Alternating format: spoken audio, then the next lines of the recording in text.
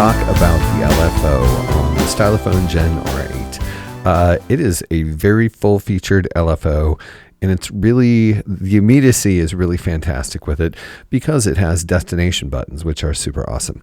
So let's dig right in. We have a variety of waveforms that I'm going to demonstrate with frequency, because frequency is a very immediate way to demonstrate a waveform. So I'm going to set oscillator 1 to a saw, and then I'm going to press the oscillator 1 button, which means that the output from the LFO is going to be directed to oscillator 1. So since we have it set to a sine wave, we should hear a siren-like outcome. Now, in addition to the waveform, we also have the ability to control the speed.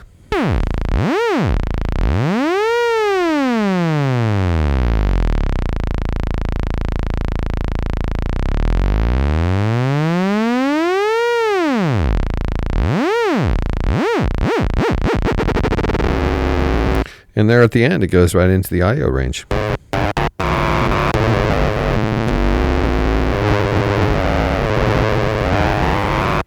Which makes me want to try something. I'm going to totally interrupt everything here because I really want to hear what happens when you have a audio modulated oscillator ring modded with a non modulated oscillator.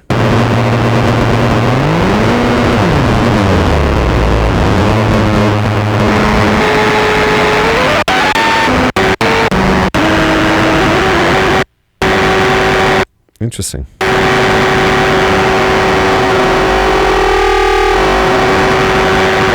Okay, that's another thing you can do. Anyway, so back to the LFO. I just had to hear that. I'm sorry.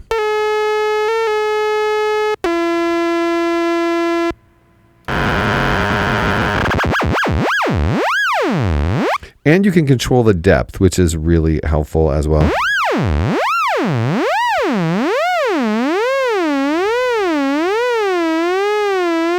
So if you just wanted a vibrato,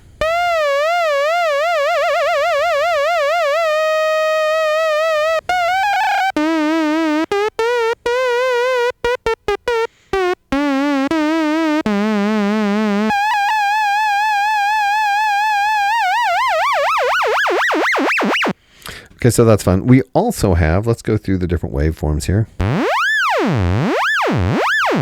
We have a triangle, which should sound very similar to a sine wave.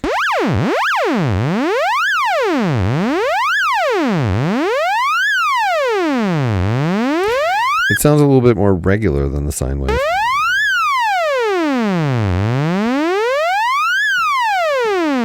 Then a sawtooth wave.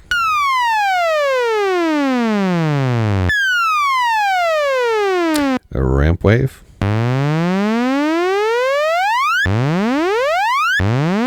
A square wave, I'm going to assume is 50% duty cycle.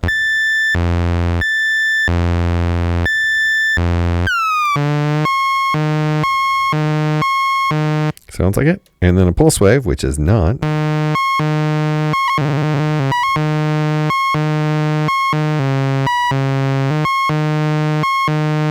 And then we have this super cool stair step thing.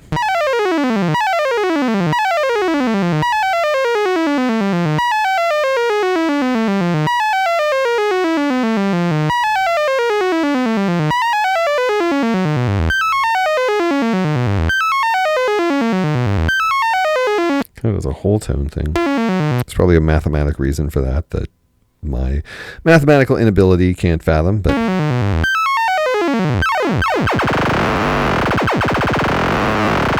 and you can get actually some video game outcomes. Obviously, that is a common video game thing because of, square waves.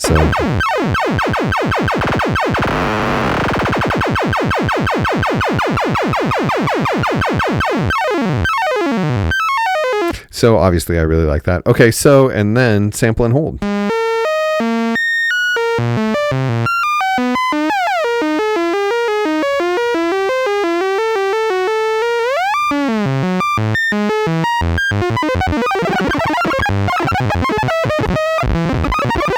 Interesting that the speed doesn't get up to the point where it just sounds like almost noise. But it's certainly an interesting effect and will undoubtedly sound interesting when we apply it elsewhere. So those are the different waveforms. And of course, we can, you can use it to direct to like oscillator 2 when sync is on. That should...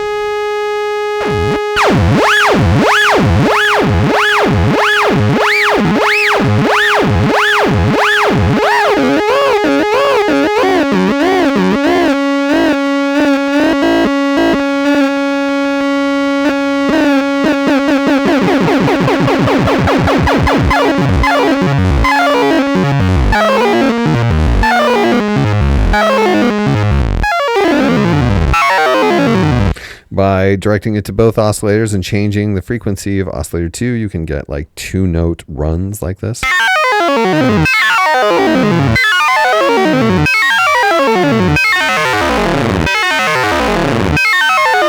Which is interesting. Most synthesizers don't have this sort of functionality. It's really fun. Okay, so let's apply it to the filter.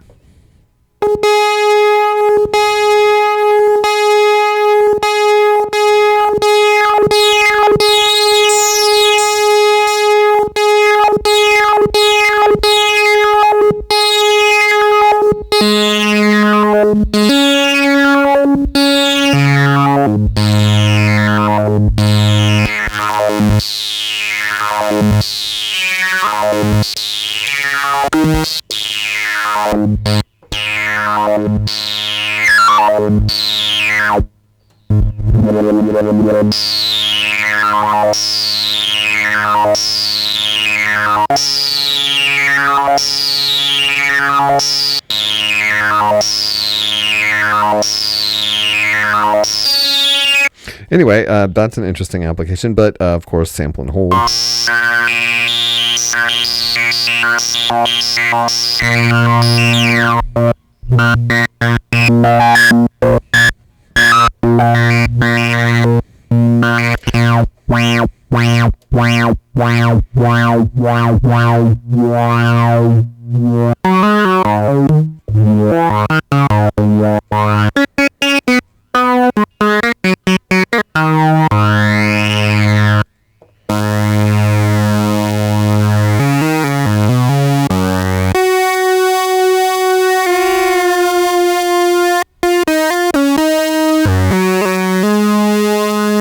So it's really easy just to apply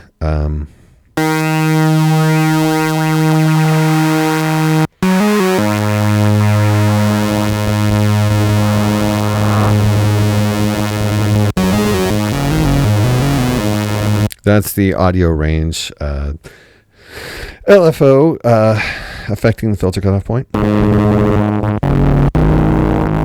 Oh, interesting.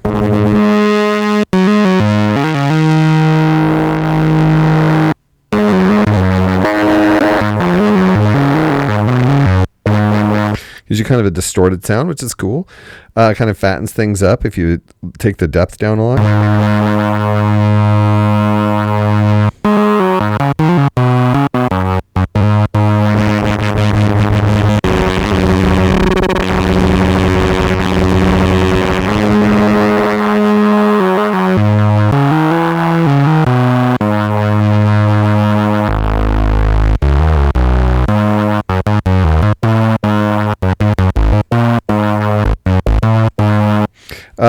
That is a lot of fun. So obviously you have the ability to do quite a bit to the oscillators or the filter or all simultaneously.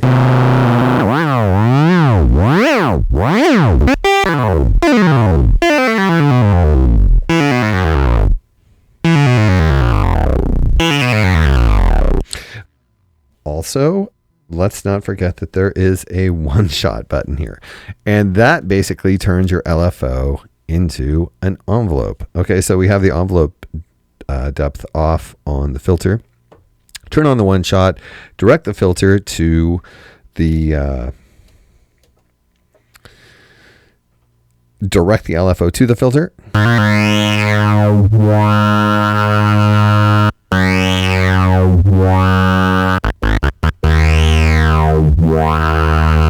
And so you get basically one cycle, which you can adjust the length of that cycle using the speed. So you can just basically create attack transients.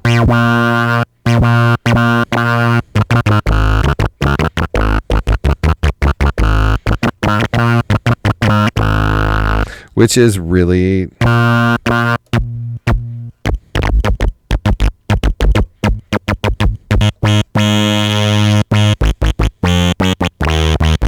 and you can apply that obviously to the oscillator as well. Let's just do one.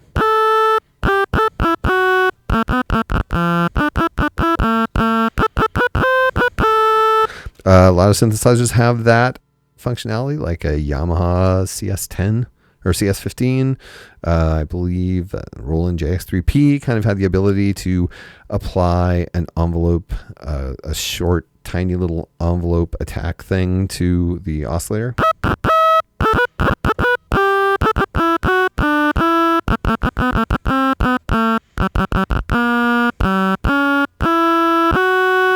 Which is a lot of fun. So there's a lot you can do with this. I don't know what happens like when you do this. So let's hear.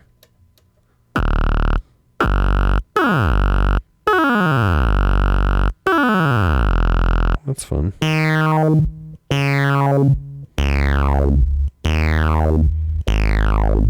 So let's see what happens when you apply envelope depth in general at the same time as applying the LFO as an envelope.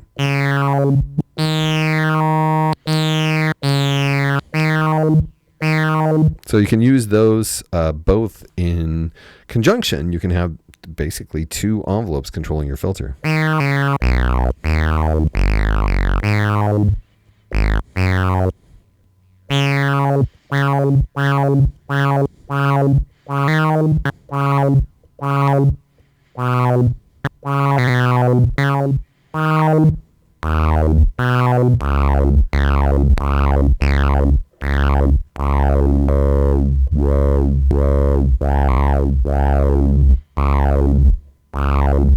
That is fascinating and super fun. I'm obviously getting carried away with it.